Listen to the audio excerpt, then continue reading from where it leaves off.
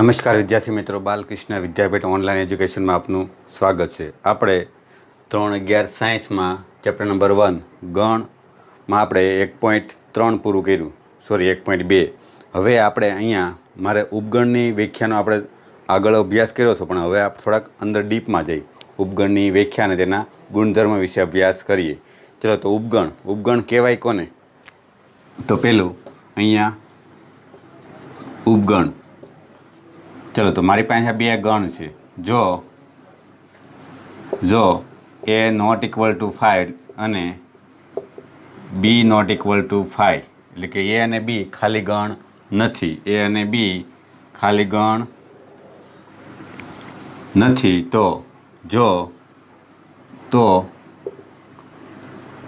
એના દરેક સભ્ય એ બીમાં આવેલા હોય, ગણ બીમાં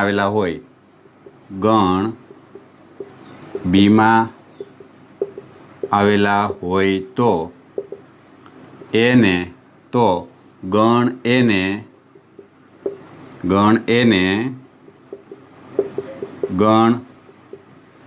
બીનો ઉપગણ કહે છે. ફરીવાર તમને બે ગણ આપેલા હોય, ખાલી ગણનો અરિક્ત ગણ હોય, ખાલી ગણને અરિક્ત ગણ પણ કહેવાય. તો એના દરેક સભ્ય એ ગણ બીમાં આવેલા હોય તો ગણ એને ગણ બીનો ઉપગણ કહેવાય. તેને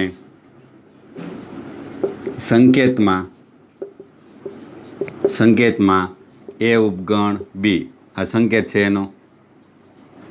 અને વચાય કઈ રીતે? વચાય એ ઉપગણ બી, એ ને બીનો ઉપગણ કહેવાય. અને ઇંગ્લિશમાં સબસેટ પણ કહેવાય. શું કહેવાય? સબસેટ પણ કહેવાય. સબસેટ એ સબસેટ બી, એ સબસેટ બી. ચલો, આ સમજાઈ ગયું. હવે ધ્યાન આપો, આપણે કંઈક ઉદાહરણ લઈ લઈએ. તો અહીંયા મારી પાસે આ એ છે, એ બરાબર છે 1 2 3, અને બી બરાબર છે મારી પાસે 1 2 3 4 5. તો આના દરેક સભ્ય જો આની અંદર આવેલા છે, અથવા તો આખો ગણ આની અંદર આવેલો છે, તો આને શું કહેવાય?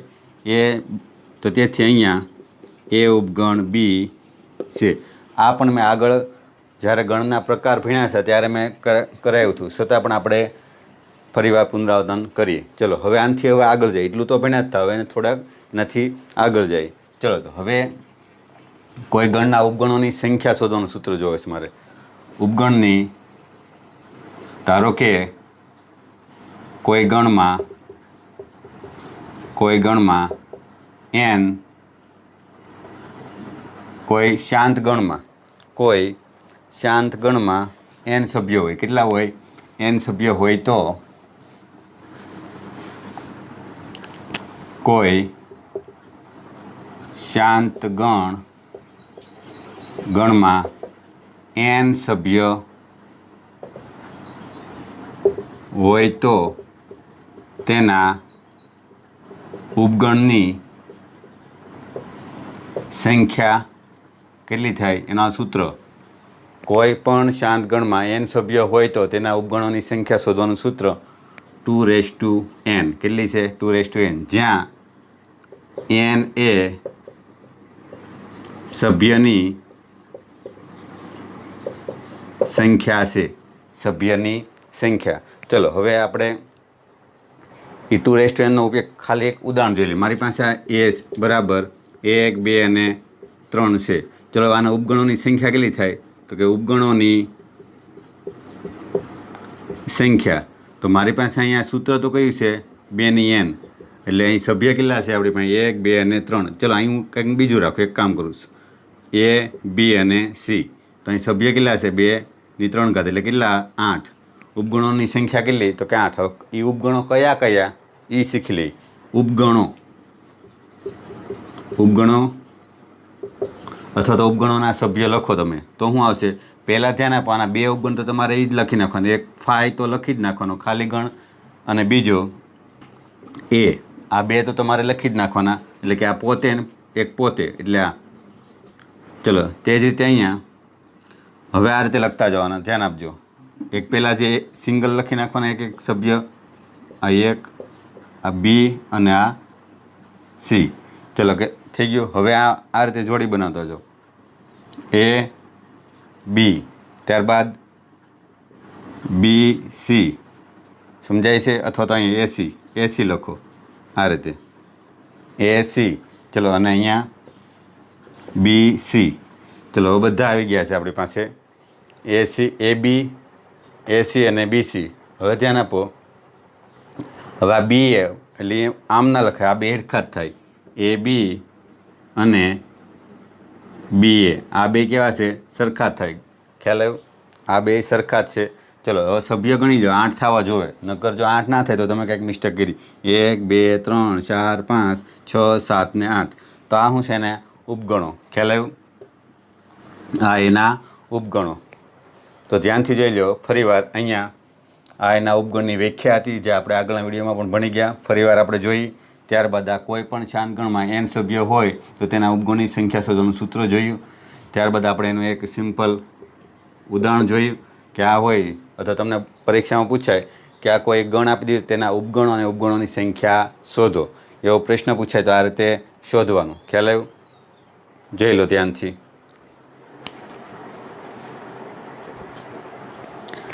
ચલો તો હવે ઉપગણના ગુણધર્મ જોઈ લઈ. મુખ્ય 2 ગુણધર્મ થયા, હમણાં આપણે ઉપયોગ કરી.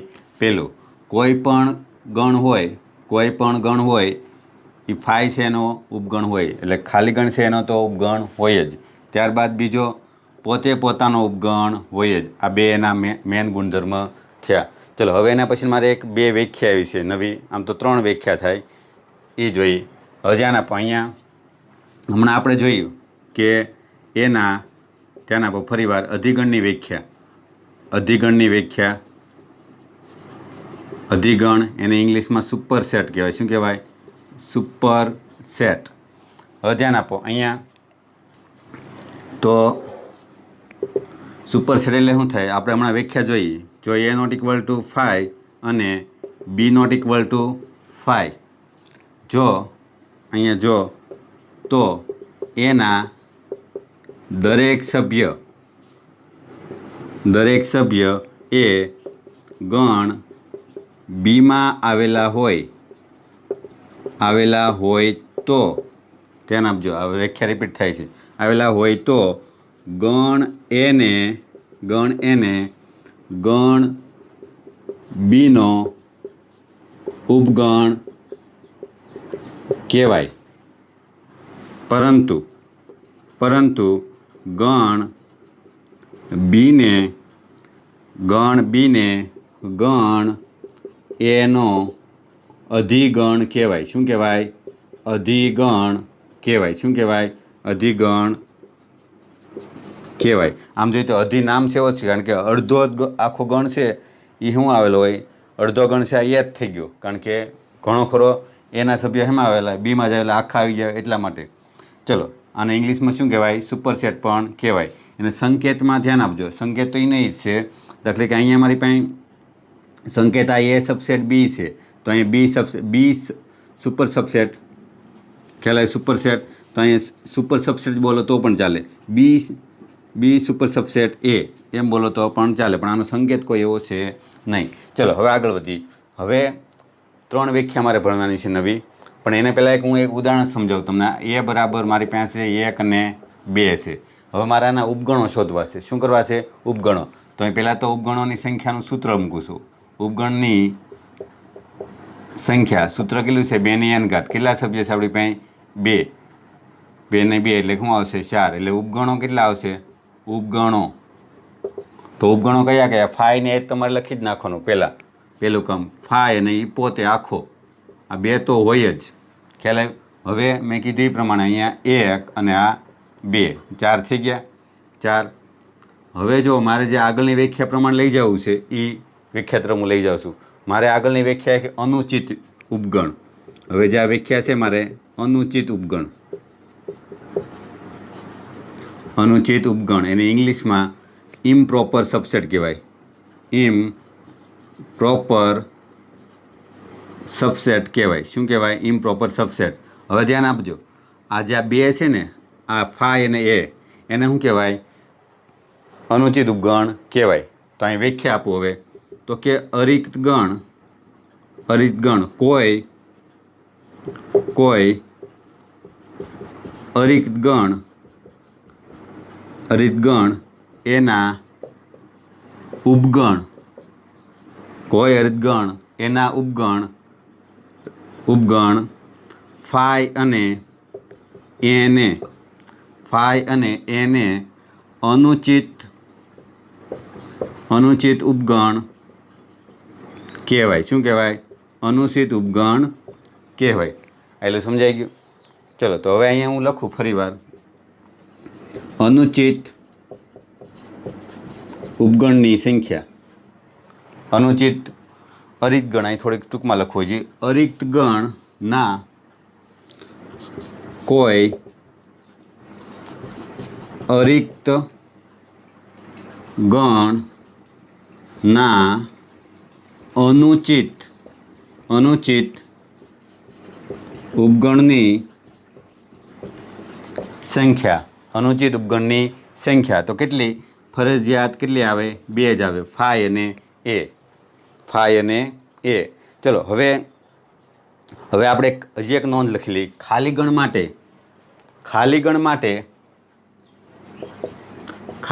માટે અનુચિત ઉપગણની સંખ્યા 1 આવે. કેટલી આવે? 1. અનુચિત માટે કેટલી આવે? હંમેશા 1 આવે. આ યાદ રાખજો, કારણ કે આ જી અને ગુજકેટમાં આવી કે, આ પણ જી અને ગુજકેટમાં આવી કે. ચલો, આ સમજાઈ ગયું? તો ફાઈ અને એને શું કહેવાય? અનુચિત ઉપગણ. ચલો, હવે ઉચિત ઉપગણ, પ્રોપર સબસેટ. ઉચિત ઉપગણ તો ધ્યાન આપજો, બરાબર સમજી લો ત્યાં સુધીમાં. ચલો, હવે ઉચિત ઉપગણ એને ઇંગ્લિશમાં શું કહેવાય? Proper subset. શું કહેવાય? Proper subset. હવે આ વ્યાખ્યા એકદમ સહેલી વ્યાખ્યા છે, ધ્યાનથી જુઓ ખાલી. અહીંયા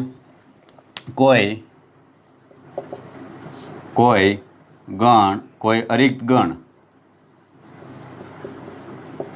ગણ એના ઉપગણ, અથવા તો ટૂંકમાં લખો, કોઈ અરિક્ત ગણ એના અનુચિત, ધ્યાન આપજો, અનુચિત નીચે જ લખી નાખું. કોઈ અરિક્ત ગણ એના અનુચિત ઉપગણ સિવાયના ઉપગણને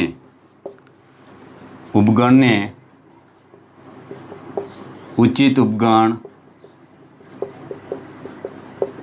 કહેવાય. કોઈ અરિક્ત ગણ એના અનુચિત ઉપગણ સિવાયના ઉપગણને ઉચિત ઉપગણ કહેવાય. તો ધ્યાન આપો, આ 2 છે ને, એની સિવાય કયા વધ્યા? આ 1 અને 2 વધ્યા. તો આ 1 અને 2 ને આને શું કહેવાય? ઉચિત ઉપગણ કહેવાય. આ 1 અને 2 ને ઉચિત ઉપગણ કહેવાય. અહીં લખી નાખીએ. અહીંયા ઉદાહરણ તરીકે એ જ લખીએ આપણે, એ બરાબર 1, 2 ના ઉચિત ઉપગણો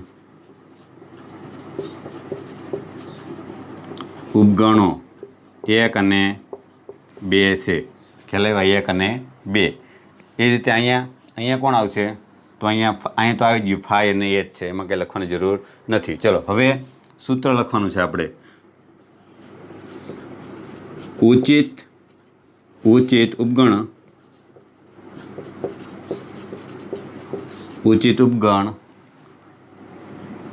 ઉપગણોની સંખ્યા. આ પણ કોના માટે છે? n શાંત ગણ માટે ની સંખ્યા 2n-1, જ્યાં n એ સભ્ય સંખ્યા. શાંત ગણ માટેનું સૂત્ર છે. કોના માટે? શાંત ગણ માટે. હવે જો અનંત ગણ હોય તો એના ઉપગણોની સંખ્યા જ ના મળે, ખ્યાલ આવ્યો? કારણ કે ગણના સભ્ય સંખ્યા નિશ્ચિત હોતી નથી, એટલા માટે. ચાલો આ સમજાઈ ગયું. ઉચિત ઉપગણની સંખ્યા શોધવાનું સૂત્ર 2n-1, જ્યાં n કોણ છે તો કે n એ સભ્ય સંખ્યા છે. સમજાઈ ગયેલું? મગજમાં બેઠું? ચલો હવે ધ્યાન આપજો, અહીંયા n એ સભ્ય સંખ્યા છે. ત્યારબાદ હવે એક વ્યાખ્યા, છેલ્લી વ્યાખ્યા છે ઘાતગણ. એ આને આધારિત જ હતી મારી વ્યાખ્યા, એટલે એક વ્યાખ્યા આપણે અહીંયા પૂરી કરી લઈએ. ચલો હવે ધ્યાન આપો, ઘાતગણની વ્યાખ્યા. ઘાતગણ, હવે જો ઘાતગણને ઇંગ્લિશમાં પાવર સેટ કહેવાય. શું કહેવાય? Power set. હવે ધ્યાન આપો, અહીંયા ધ્યાન આપો, ટૂંકમાં વ્યાખ્યા બોલું તો કોઈ પણ ગણના ઉપગણોથી જે ગણ બને એને શું કહેવાય? ઘાતગણ કહેવાય. કોઈ પણ ગણના ઉપગણોના સભ્યથી બનતા ગણને ઘાતગણ કહેવાય. તો અહીંયા મારી પાસે જો અત્યારે આ એક ગણ છે, આ એક, જો આ છે, આ ગણ એ છે અને આ એના ઉપગણો, આ એના ઉપગણો. તો આ જે આનાથી જે ગણ બન્યો હોય એને શું કહેવાય? ઘાતગણ કહેવાય. શું કહેવાય? ઘાતગણ કહેવાય. તો અહીંયા લખું, કોઈ પણ અરિક્ત ગણ એના ઉપગણોના સભ્યોથી બનતા ગણને, અરિત ગણ એના ઉપગણોના સભ્યથી બનતા ગણને ઘાતગણ કહેવાય. તેને સંકેતમાં P ઓફ A વડે દર્શાવે, પાવર ઓફ A વડે દર્શાવાય. ચલો હવે અહીંયા આપણે આ ઉદાહરણ લઈએ. આ જ રેખા ઉદાહરણ લઈ લો અહીંયા કે ભાઈ એ બરાબર, હું XY રાખું, ચલો એટલું બદલાવું, ના ઘાતગણ સ્વરૂપે લખો. તો પહેલું કામ તો તમારે શું કરવાના? એના ઉપગણો શોધી નાખવાના. તો અહીંયા ઉપગણો કેટલા આવશે? ચલો તો અહીંયા આમ લખું, ઉપગણની સંખ્યા બરાબર 2 ની n, પણ આપણે અહીં કેટલા છે? n બરાબર તો કે 2નો વર્ગ, એટલે n બરાબર અહીંયા 2 મેં લીધા, એટલે 4. હવે એના ઉપગણો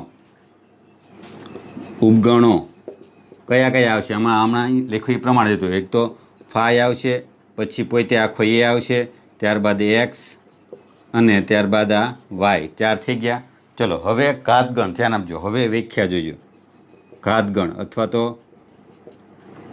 ઘાતગણ P ઓફ A અથવા રાખો P ઓફ A. તો આને સગડે અંશમાં લઈ લો, એટલે કે ગણ સ્વરૂપે લઈ લઉં. આને શા લઈ લઉં? ગણ સ્વરૂપે દર્શાવી દો, તો એને શું કહેવાય? ઘાતગણ કહેવાય. આ વ્યાખ્યા સમજાઈ ગઈ? ચલો તો અહીંયા આ વ્યાખ્યા એક જોઈ લઈ, અને એક છેલ્લી વ્યાખ્યા આપણે લઈ લઈ, સાર્વત્રિક ગણની વ્યાખ્યા.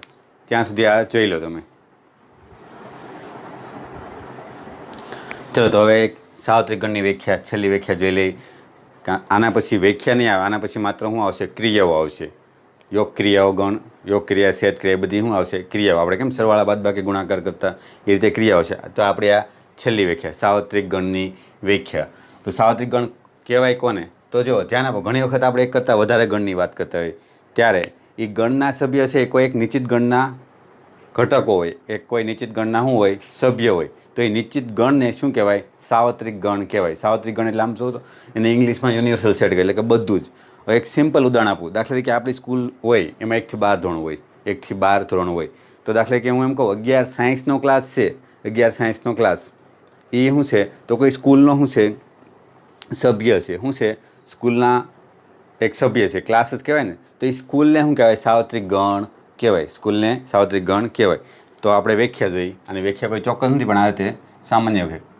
ઘણીવાર આપણે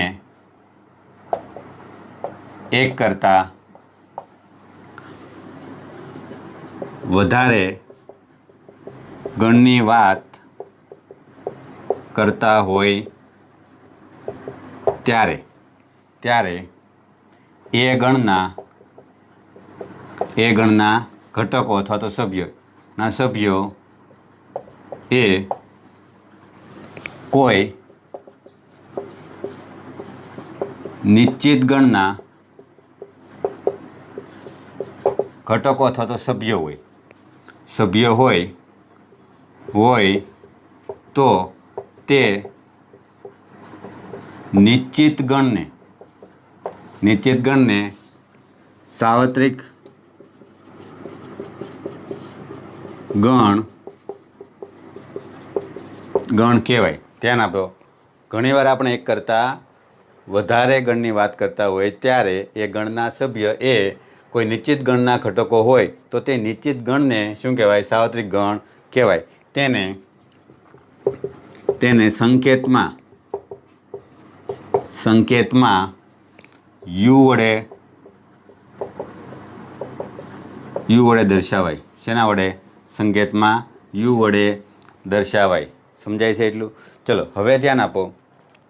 ઘણીવાર આપણે એક સાદું અહીં એક ઉદાહરણ આપી દઉં. જ્યારે આપણે માત્ર ધન વાસ્તવિક સંખ્યાની વાત કરતા હોય ત્યારે તેનો સાર્વત્રિક ગણ તરીકે આર, વાસ્તવિક સંખ્યા આર લેવાય. વાસ્તવિક સંખ્યાઓનો ગણ આર લેવાય. હવે જો ક્યારેક આપણે ઋણ પૂર્ણ સંખ્યાની વાત કરતા હોય ત્યારે શું લેવાય? પૂર્ણાંક સંખ્યાનો ગણ ઝેડ એ પણ લેવાય.